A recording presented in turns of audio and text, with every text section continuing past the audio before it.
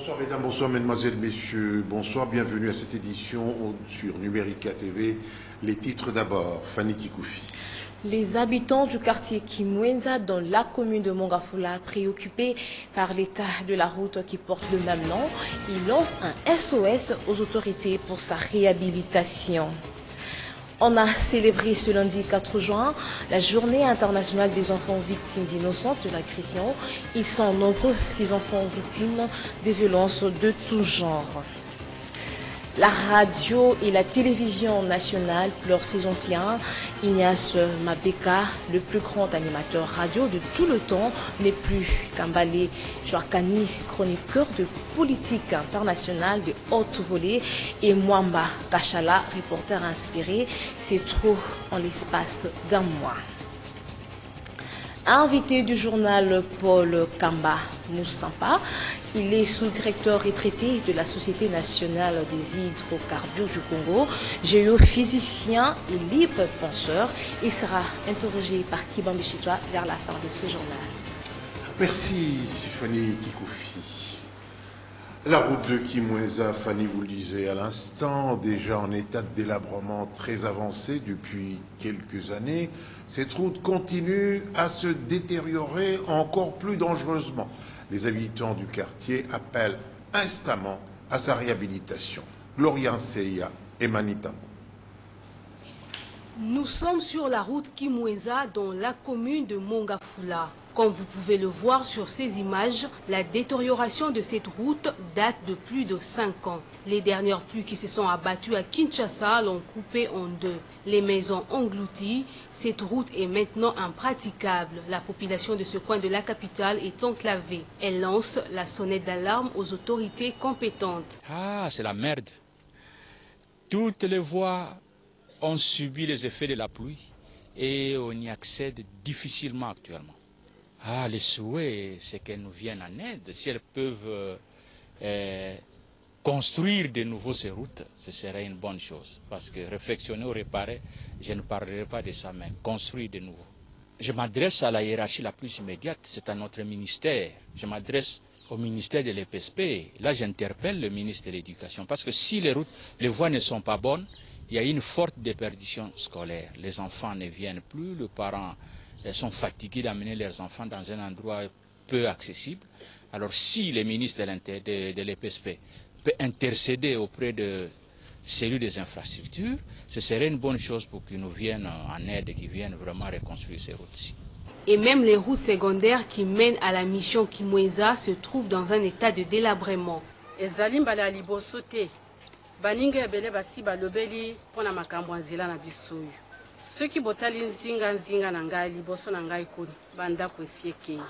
Retenez que la mission de Kimwenza compte en son sein 2 écoles, une université et une bibliothèque. Dans le même chapitre, les usagers de la route, certains tout au moins, n'ont pas la culture d'utilisation des passerelles qui sont ces ponts souvent suspendus au service des piétons. La plupart des Quinois préfèrent traverser la route avec tous les risques que cela comporte. Se disent-ils, ça n'arrive qu'aux autres. Non, ça peut aussi vous arriver. Constat fait par Hermione Yanvou et Serge Mitelesi. Dans le cadre de 5 chantiers, le gouvernement congolais a entrepris les travaux d'élargissement de certaines artères de la ville de Kinshasa. C'est le cas du boulevard Lumumba qui est passé de 4 à 8 bandes. Traverser une chaussée de plus de 40 mètres de largeur relève d'un véritable parcours du combattant, surtout aux heures de pointe. Pour éviter les accidents, le gouvernement a construit des passerelles par où les piétons peuvent tranquillement rejoindre l'autre rive de la chaussée. Malheureusement, pour des raisons qui sont les leurs, certains piétons font fi de ces ouvrages au risque même de leur vie. Quelques passants nous donnent ici l'importance d'une passerelle. Je suis en sécurité quand j'utilise la passerelle. Avec cet ouvrage, j'évite toutes sortes d'accidents car il y a beaucoup de véhicules qui passent sur le boulevard Lumumba.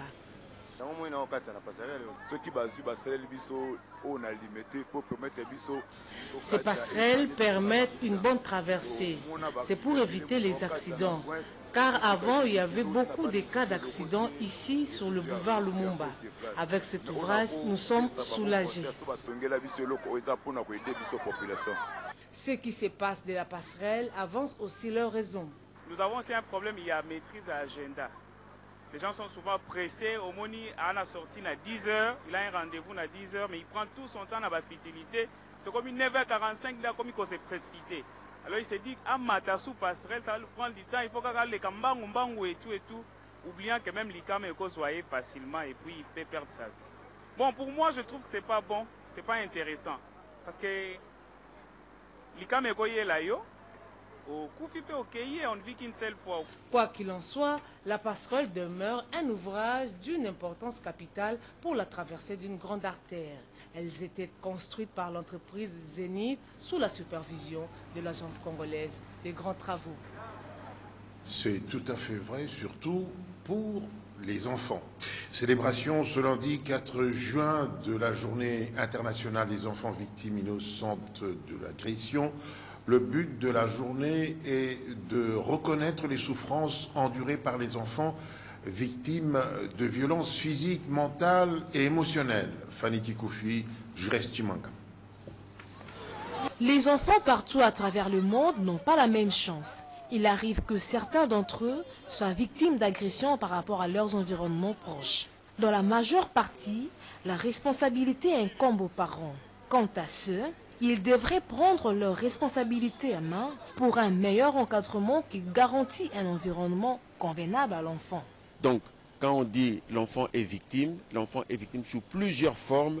Parfois, nous ne les écoutons simplement pas et ils vivent comme des personnes brimées. Pour que nous, les parents, nous prenions conscience qu'ils n'ont pas demandé de venir au monde et c'est nous qui avons la responsabilité de les nourrir, de les vêtir, de les voir croître et d'orienter leur choix, non pas de leur imposer.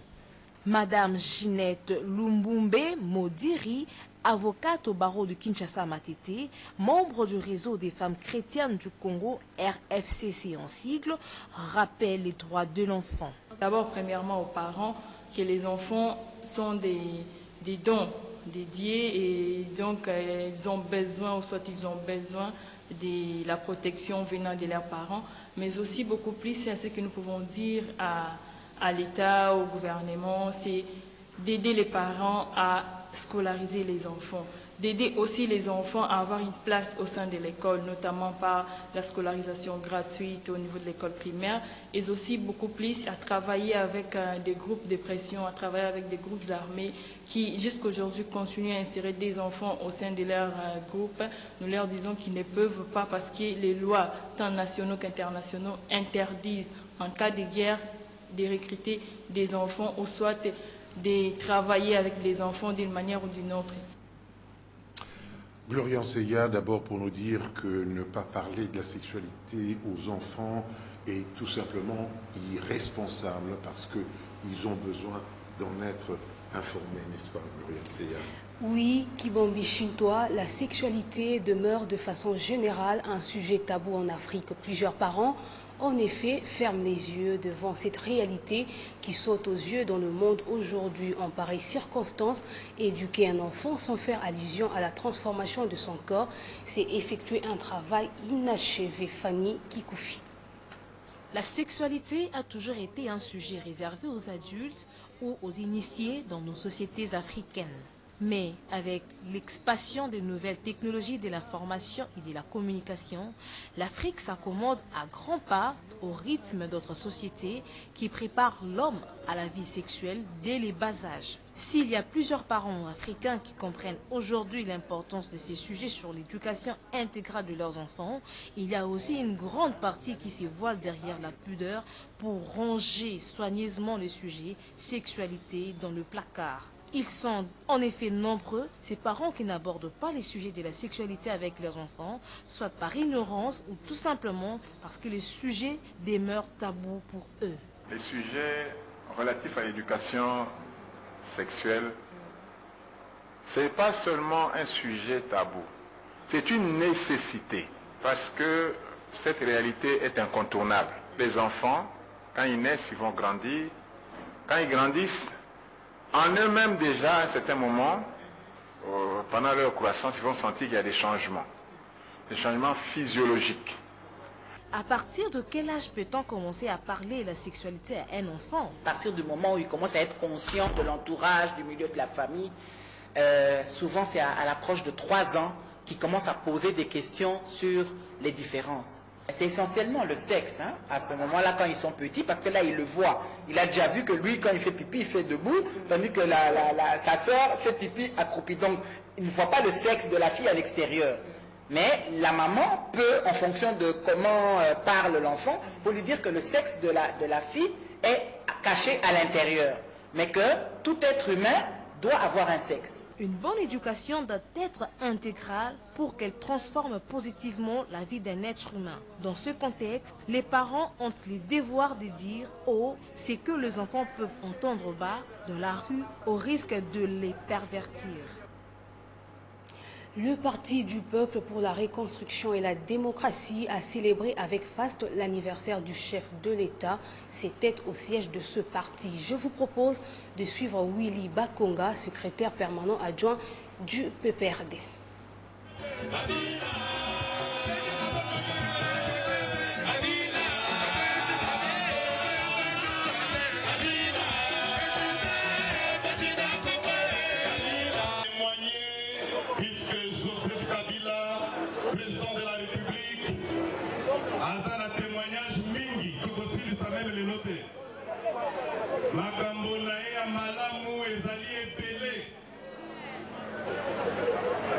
Témoignage ezali ebele, bilan na biso ezali positif, bilan ya PPRD, bilan ya Joseph Kabila, président de la République, président ya PPRD, ezali bilan largement positif. Na koloba muke, na koloba pana ko témoigner malamu. Il y a le président Joseph Kabila, ezali d'abord atiaka l'homme congolais au centre de la préoccupation. Et donc, il y a liboso yango wana. Pour toute chose, atiaka d'abord citoyen congolais, mwana ya Congo, na premier plan.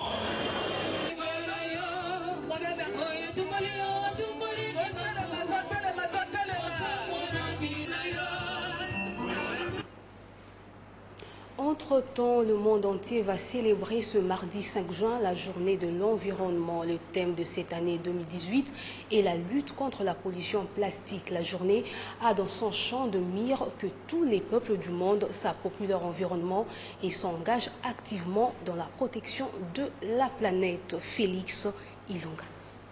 La célébration de cette journée permet de développer les bases nécessaires pour éclairer l'opinion publique et donner aux individus, aux entreprises et collectivités le sens de leur responsabilité en ce qui concerne la protection et l'amélioration de l'environnement. Depuis son lancement en 1974, cette journée est devenue une plateforme mondiale de sensibilisation du public largement célébrée dans le monde entier. Le thème de 2018 est la lutte contre la pollution plastique. Ce thème encourage les gouvernements, les industries, les communautés et les individus à explorer ensemble des alternatives durables afin de réduire de toute urgence la production et l'utilisation excessive de plastique à usage unique responsable de la pollution des océans et représentant une menace pour la santé. Chaque année, au moins 8 millions de tonnes de plastique finissent dans les océans, l'équivalent d'un camion à ordures complet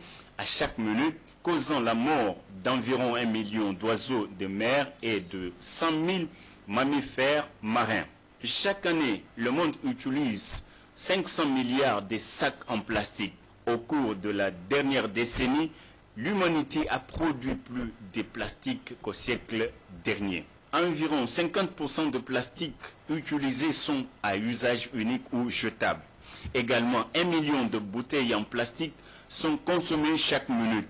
Le plastique représente 10% de tous les déchets que nous produisons.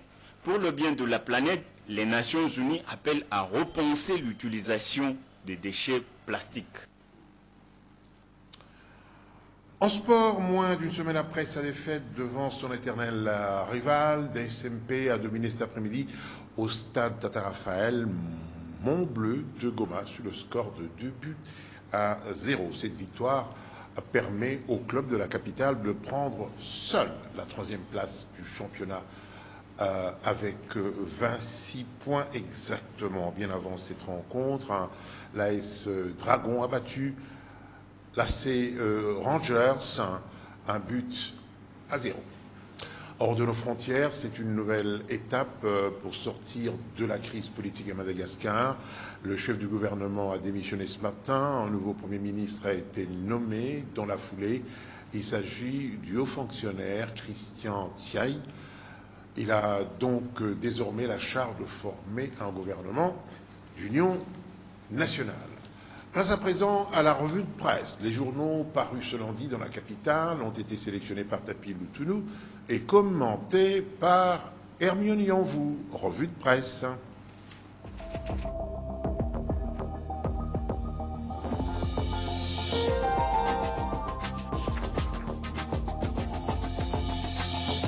Dans un communiqué conjoint dont une copie a été transmise à la manchette, Félix Tshisekedi et Adolphe Muzito exigent notamment la tenue des élections conformément au calendrier publié par la Commission électorale nationale indépendante.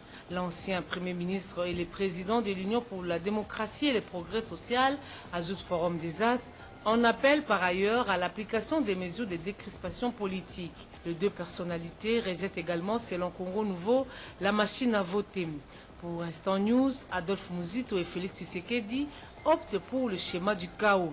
Au sujet des élections du 23 décembre prochain, le MLC croit à la participation de Jean-Pierre Bemba. Selon le journal, à quelques jours du verdict de la chambre d'appel de la CPI où il est détenu, ses proches croient à ses chances de se porter candidat et croient fermement à sa libération. Entre-temps, Congo Nouveau signale que la situation de la République démocratique du Congo sera au menu des entretiens que Paul Kagame et Joao Lourenço auront avec les autorités belges cette semaine à Bruxelles. Mais parler de la RDC sans les Congolais irrite les autorités congolaises. Face à la diabolisation entretenue par Paris, Luanda et Kigali, Kinshasa saisit les Nations Unies et l'Union africaine. Selon l'Avenir, la RDC a dépêché son vice-premier ministre en charge des affaires étrangères à New York et à Addis Abeba avec un message clair. Autre chose, le Veille nous fait savoir que le secrétaire général de la SENCO a accusé le bourgmestre de la commune de la Gombe d'avoir forcé et violé les sièges de l'épiscopat en arrachant de force le banderole placé à l'entrée de l'un des deux bâtiments du centre interdécésem.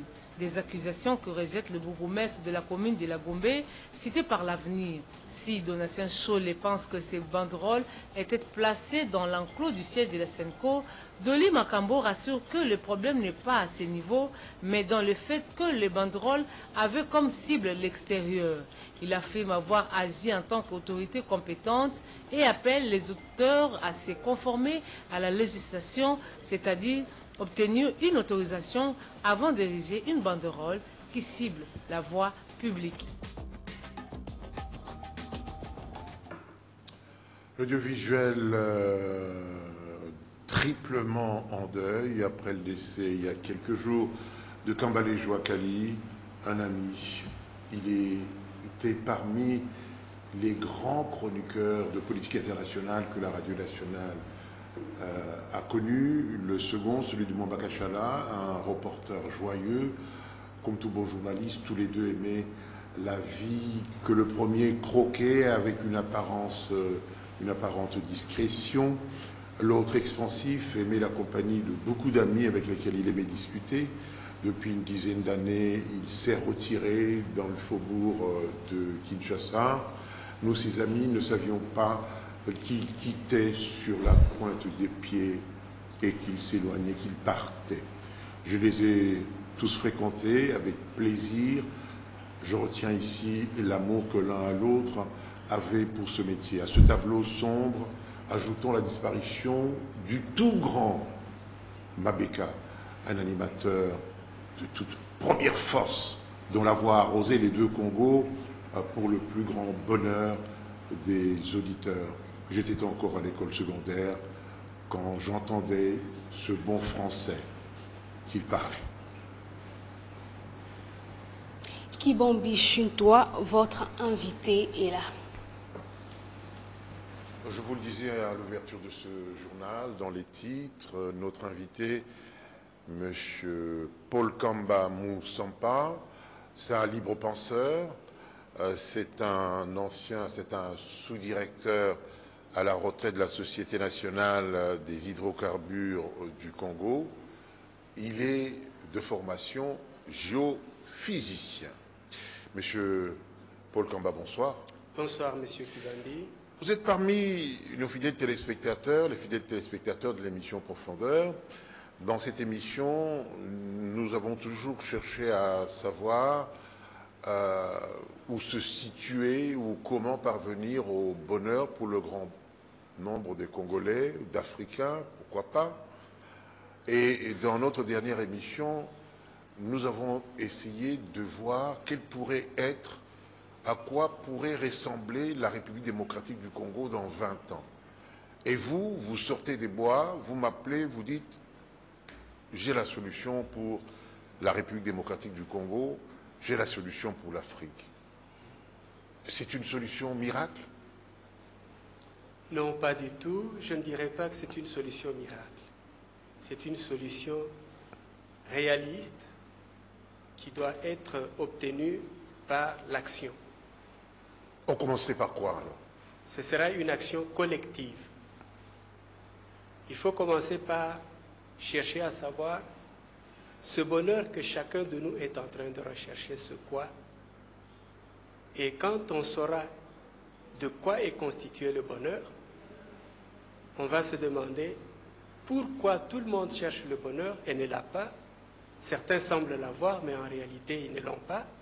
Et qu'est-ce qu'il faut faire pour parvenir à ce bonheur, effectivement? Et ce bonheur, c'est quoi? Pardon. En fait, et que faut-il faire pour l'avoir? Le bonheur, c'est la paix. Tout simplement. Oui, le bonheur, c'est la paix. La paix de l'âme ou du cœur? La paix totale, que l'on doit considérer comme étant le bien-être qui engendre la quiétude. C'est ça le bonheur. Ah bon? Le bien-être qui engendre... Qui engendre la quiétude. En français facile, ça veut dire quoi? C'est-à-dire qu'une existence durant laquelle vous pouvez avoir quelques situations qui vous compliquent, mais vous avez la certitude d'une assurance de réponse convenable, adéquate et durable à cette situation. Et ça vous met dans une situation de quiétude. Je vous laisse l'occasion de développer votre pensée. Oui, je commencerai par dire d'abord la paix. Tout le monde cherche la paix. À travers le monde, on cherche la paix.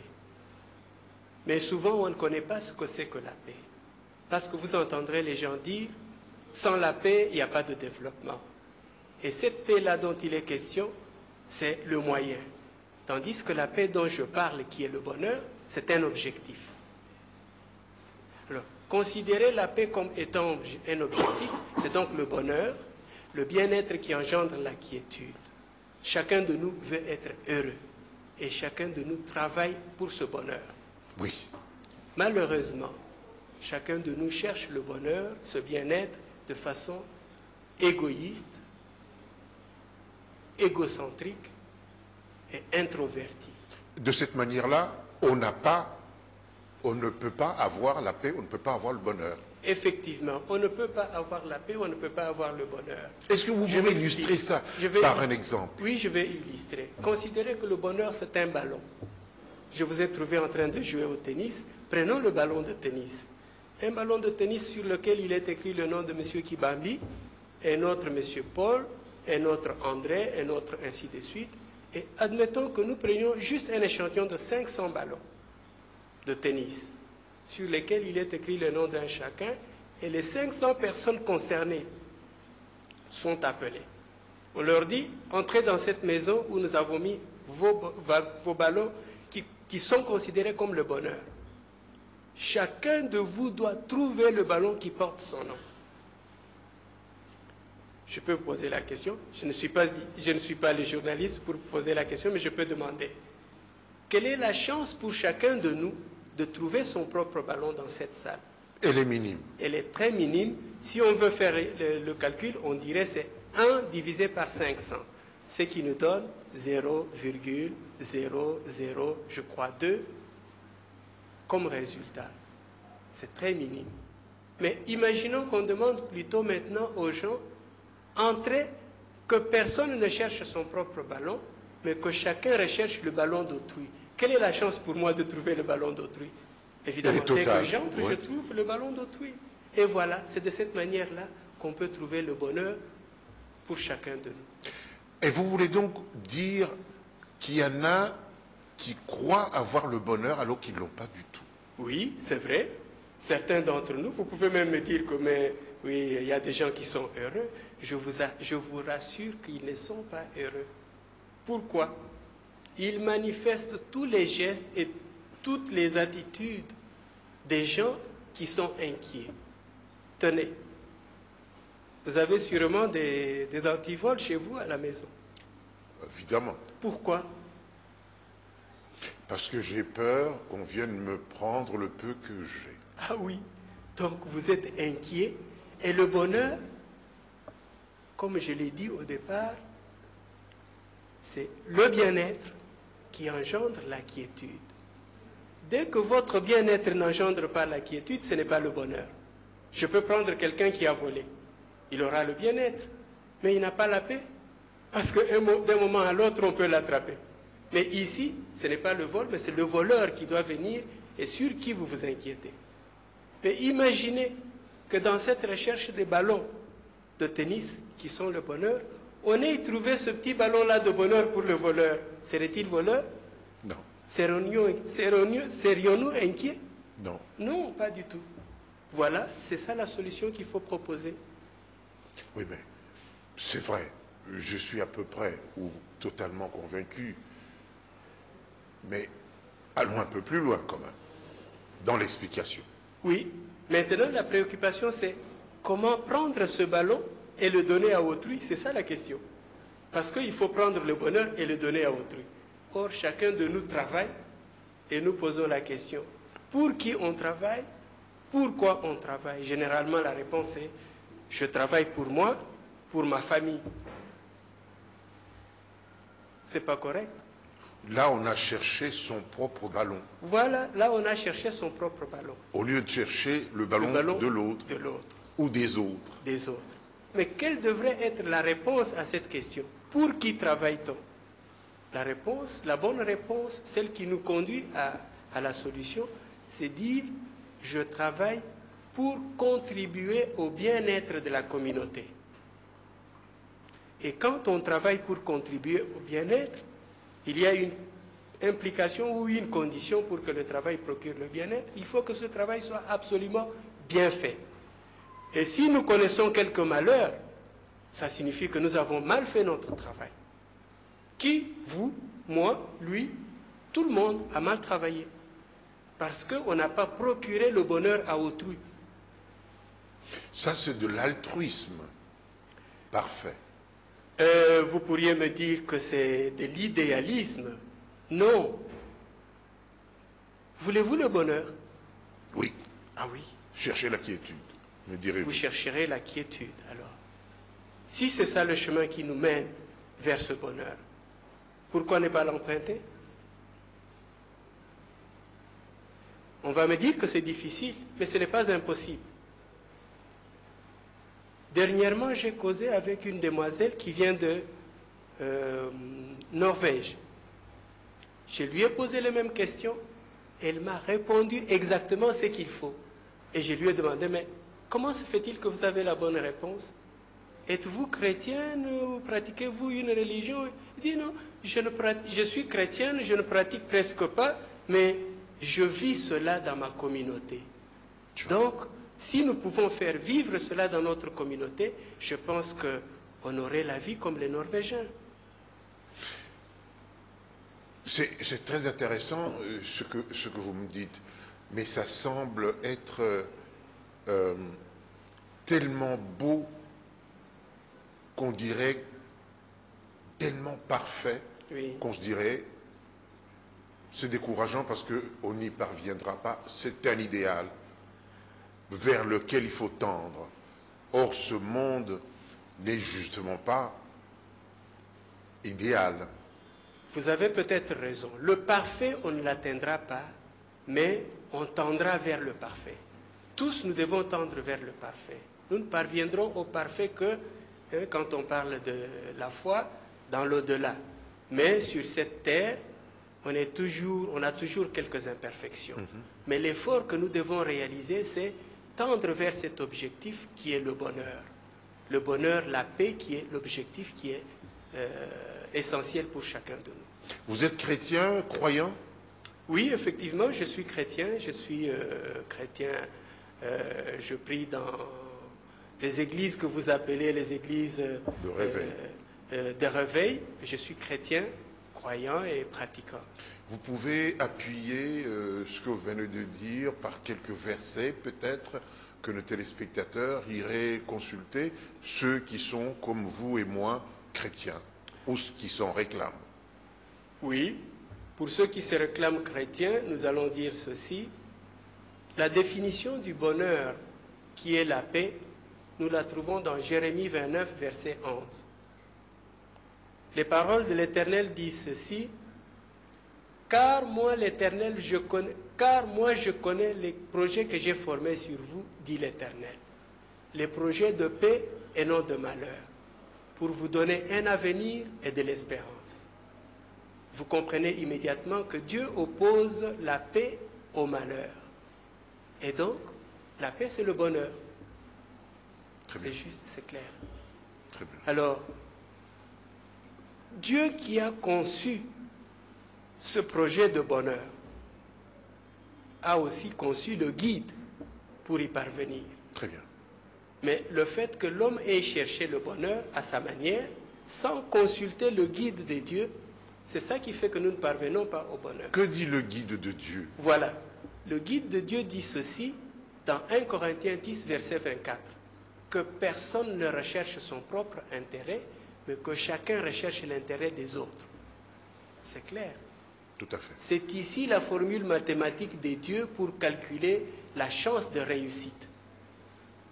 Dans cet exemple de ballon, la chance de réussite pour Dieu, quand il s'agit de chercher son propre ballon, cette chance est très minime. Et c'est pour cela que Dieu nous conduit vers le résultat qui doit être la recherche du bonheur de l'autre. Et là, vous avez vu évidemment que la chance est 1 sur 1 pour trouver le bonheur de l'autre, le ballon d'autrui. De par l'illustration que vous nous avez proposée, on peut dire donc que dans cette Afrique, ou même dans ce monde, aussi longtemps qu'on ne cherchera pas le bonheur de l'autre, on ne sera jamais heureux parce qu'on sera inquiet. Effectivement. Mais il y a certains pays dans lesquels cette inquiétude est vraiment minime. Je cite par exemple la Norvège. En Norvège, vous pouvez vous imaginer un ministre qui quitte chez lui, qui va avec son fils à l'école.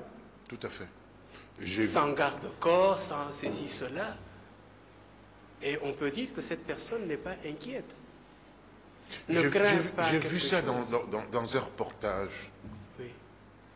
Ça, c'est extraordinaire, effectivement. Et oui. On aurait l'impression de vivre au paradis.